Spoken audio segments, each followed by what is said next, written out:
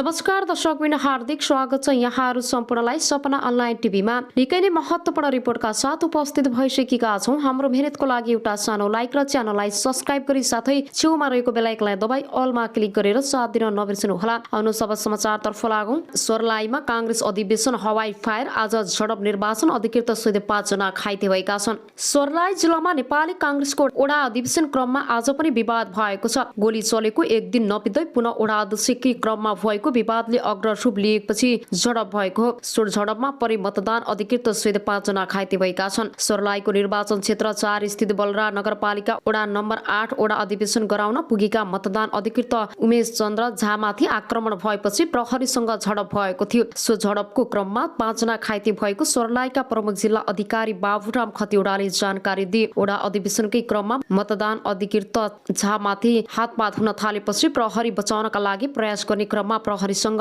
झडप भएको सर्लाहीका प्रमुख जिल्ला अधिकारी खतिवडाले बताएका छन्। झडपमा परेर झा सहित 3 जना प्रहरी र 1 जना सर्वसाधारण घाइते भएको उनले बताए। निर्वाचन अधिकृतको टाउकोमा चोट लागेको छ भने 1 जना प्रहरी निरीक्षकको हात भाँचिएको छ। सोही क्षेत्रका प्रतिनिधि सभा सदस्य अमरेश कुमार सिंह पक्षधरले मतदान अधिकृतमाथि हातपात गर्दै लाग्दा प्रहरीले उनको सुरक्षाका लागि मंगलुवा लैजाने क्रममा प्रहरीसँग झडप भएको कांग्रेस सर्लाहीका सभापति नागेन्द्र राईले बताएका छन्। यसअघि सोही क्षेत्रमा आइतबार साँझ ओडा अधिवेशनकै क्रममा प्रदेश 2 का महिला बालबालिका तथा खेलकुद मन्त्री वीरेन्द्र सिंहका पिओले हवाई फायर गरेका थिए। अब आउनुहोस् अर्को समाचारतर्फ लागौं। 134 निर्वाचन क्षेत्रबाट कांग्रेसले छान्यो 3500 बढी प्रतिनिधि। नेपाली कांग्रेसको 14औं महाधिवेशन अन्तर्गत देशभरबाट 3500 भन्दा बढी महाधिवेशन प्रतिनिधि चयन भएका छन्। महाधिवेशन सुरु हुन गई 7 अघिसम्म 3520 जना महाधिवेशन प्रतिनिधि चयन भएका हुन्। पार्टीको केन्द्रीय निर्वाचन समितिका सचिव तथा अधिवक्ता जगन्नाथ श्रेष्ठले 165 निर्वाचन क्षेत्र मध्ये हालसम्म 135 वटा निर्वाचन क्षेत्रबाट महाधिवेशन प्रतिनिधिको टुङ्गो लागेको जानकारी दिए। कांग्रेसको विधान अनुसार हरेक निर्वाचन क्षेत्रबाट क्षेत्रीय प्रतिनिधिले आफूहरू मध्येबाट निर्वाचित गरेका 24 जना महाधिवेशन प्रतिनिधि र 1 जना क्षेत्रीय सभापति गरेर 26 जना महाधिवेशनमा चुनिने प्रावधान छ। सचिव श्रेष्ठले अब 30 वटा निर्वाचन क्षेत्रबाट महाधिवेशन प्रतिनिधि चयन हुन बाँकी रहेको जानकारी दिए। अब आउनुहोस् अर्को समाचारतर्फ लागौं। सौरामा केपी ओली र गोकुल बास्कोटा बीच जुहारी चलेको छ।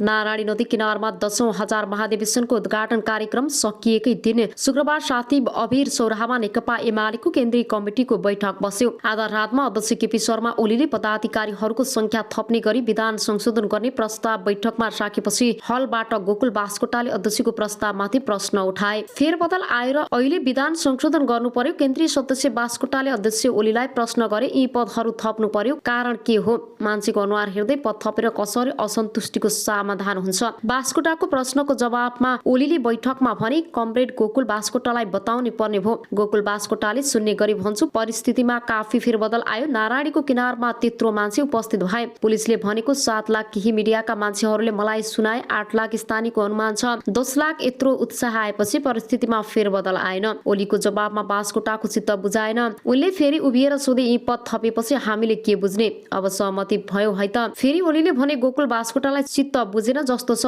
सुभाष नेवाङजी चित्त बुझ्यो हैन तपाईलाई? सुभाष नेवाङ बोलेनन्। ओलीले भने, कुरा बुझियो बास्कोटाको, अब बस्नुहोस्। बास्कोटाले हलबाट भने, मेरो अर्को पनि प्रश्न छ। ओली ल त्यसो भए तल केन्द्रीय सदस्यको पनि थपियो, अब त चित्त बुझ्यो होला नि? बास्कोटा खै मलाई त अझै लागेन त्यसको आशय भोलि सहमति हुन्छ भन्ने मैले बुझे। शुक्रबार रातिको सो बैठकमा बास्कोटाले जस्तै विशाल भट्टराई, रामेश्वर फयाल र हिक्मत कार्कीले पनि सहमति खोज्ने नाममा पदाधिकारीको संख्या थप्ने निर्णय गरिएको भन्दै असन्तुष्टि जनाए। असन्तुष्ट 4 नेताहरूका मध्ये एकले रातो पार्टीसँग भने, पदाधिकारीको संख्या थप्दा भीम रावल र घनश्याम भुषाललाई मनाउन सकिन्छ भन्ने ठेक्का विष्णु पौडेल र सुवाङ नेवाङले लिएको देखिएको छ। अब उनीहरू सहमतिमा आएनन् र भोटिङमा जानु पर्यो भन्ने यसको जवाब ठेक्का दिनेहरूले दिनुपर्छ। अहिले 2 दिनसम्म लम्बिएको छ। जसले मिलाउँछन् ती नेताले रातो पार्टीसँग भने। अहिले उपमहासचिव पनि 2 वटा थपे केपी घनश्याम भुषाल पहिलो पनि उपमहासचिव नै थिए, त्यसैमा बस्न त मिल्यो नि, घट्न पो मिलेन। यसरी नेताको मुख हेरेर पदाधिकारी बनाउने भएपछि त सहमति हुनु पर्यो नि, नभएका किन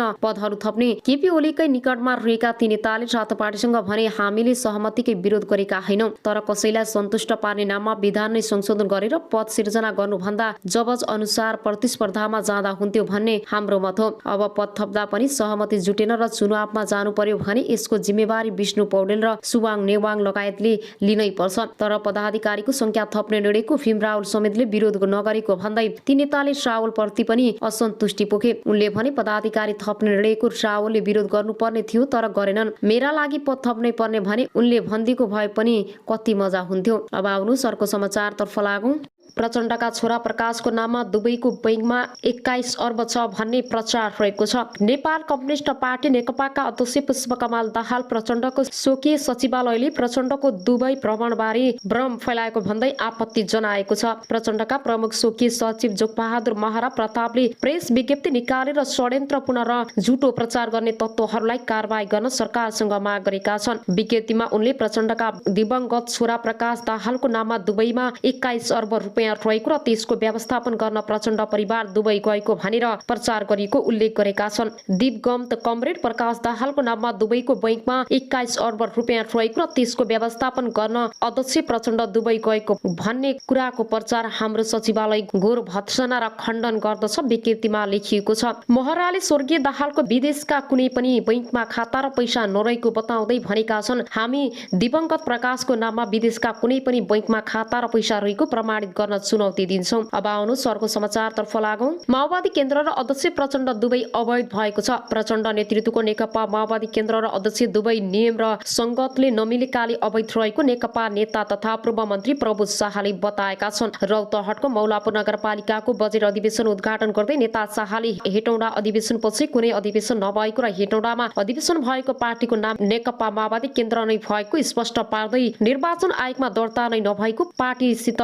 एकीकरण गरिएको तथा एकीकरण भएपछि कुनै अवैध नै नरहेको हुनाले पार्टीको नाम र अध्यक्ष दुवै अवैध रहेको जिकिर नेता शाहले गरेका छन्। देशमा रहेका सबै राजनैतिक दलको हकमा एकै किसिमको नियम लागू हुनुपर्नेमा कुनै नियमले निर्वाचन आयोगले प्रचण्डलाई अध्यक्ष मानिरहेको हो भन्ने प्रश्न पनि नेता शाहले गरेका थिए। 2069 पछि पार्टीको कुनै अधिवेशन नै नभएको बताउँदै नेता शाहले नै 9 वर्ष बित्दा पनि अध्यक्ष मानिरहेको निर्वाचन आयोगले विधि सम्मत कानुनी प्रक्रिया अगाडि बढाउनु पर्ने माग गरेका छन्। विधि सम्मत अधिवेशन पनि नगर्ने तथा अनिश्चित कालसम्म अध्यक्ष बनिरहन खोज्ने प्रचण्डको महत्वाकांक्षामा निर्वाचन आयोगले पार्टी र अध्यक्षको मान्यता दिइरहेर दलभित्रको लोकतन्त्रलाई पनि अवैधानिक बनाएको आरोप लगाएका छन्। मौलापुर नगरपालिकाको बजेट अधिवेशन चलिरहँदा प्रतिपक्षीहरूले विरोध प्रदर्शन गरेका छन्। नगरपालिकामा ज्ञापन पत्र बुझाउँदै विभिन्न मागहरू राखेर नगरपालिका विरुद्ध प्रदर्शन गरेका नेपाली कांग्रेस, नेकपा एमाले, माधव समूह, माओवादी केन्द्र लगायतका दलका कार्यकर्ताहरूले विरोध प्रदर्शन गरेका छन्। विरोध प्रदर्शनमा उत्रिएको समूहको प्रतिकारमा प्रभु शाहका समर्थक र प्रदर्शनमा उत्रिएका बीच दोहोरो भिडन्त भएको थियो। दोहोरो ढुङ्गा हानाहानमा प्रहरीले रोक्न खोज्दा प्रहरी नै दुवैतिरबाट निशान बनेको थियो। नागरिक दैनिकमा यो समाचार छ।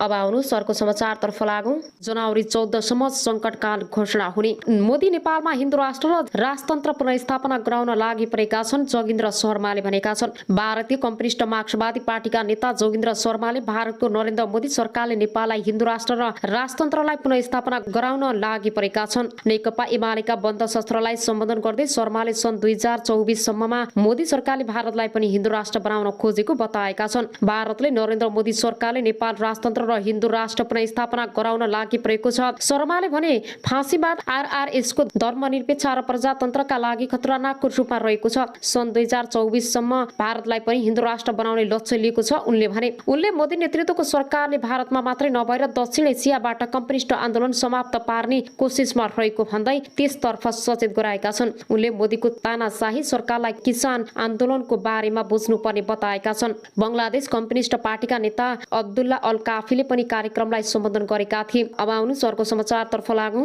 कोरोना नयाँ भेरिएन्ट भेटिएपछि न्युयोर्कमा आगामी जनवरी 14 सम्म संकटकाल घोषणा गरेको छ। हालसम्मकै नयाँ खतरनाक कोरोना भाइरसको भेरिएन्ट भेटिएपछि अमेरिकाको न्युयोर्कमा संकटकाल घोषणा भएको छ। न्युयोर्कका गर्भर साथी होलचुकले राज्यभर सङ्कटकाल लागू गरिएको घोषणा गरेका हुन्। गभर्नर होलचुकले भनेका छन्, पछिल्लो समयमा कोरोना भाइरसबाट संक्रमित भएर अस्पताल भर्ना हुनेहरूको संख्या बढेकाले थप महामारी फैलिन नदिनका लागि सङ्कटकाल लगाएको हो। दक्षिण अफ्रिकामा देखि परेको नयाँ कोरोनाको भेरिएन्ट न्युयोर्कमा बढिरहेको र नयाँ भेरिएन्ट अझ खतरनाक रहेकाले सङ्कटकाल लगाइएको त्यहाँका अधिकारीहरूले बताएका छन्। गभर्नर होलचुकले गरेको घोषणा अनुसार आगामी सन् 2022 को जनवरी 14 सम्म लागू हुने गरी सङ्कटकाल घोषणा गरिएको छ। साथै त्यस अवधिपछि आवश्यकता अनुसार सङ्कटकाल लम्बिन सक्ने पनि बताएको छ। अब आउनु सरको समाचारतर्फ लागौं। एमाले महाधिवेशन अध्यक्ष पदका दावेदार केपी ओली एकातिर, भीम रावल अर्कातिर छलफलमा भएका छन्। नेकपा एमालेका अध्यक्ष केपी शर्मा ओली महाधिवेशनको 15 सत्र सुरु हुन अघि नयाँ नेतृत्व चयनमा सर्वसम्मत जुटाउन शीर्ष नेताहरूसँग बैठक गरिरहेका बेला अध्यक्ष पदमा उम्मेदवारी दिने तयारीमा रहेका उपाध्यक्ष भीम रावल भने छुट्टै छलफल गरिरहेका छन्। एक नेताका अनुसार ओली आफू बसेको सौरास्थित पार्क सफारी रिसोर्टमा छलफल गरिरहेका छन् भने रावल करिब 400 मिटर पर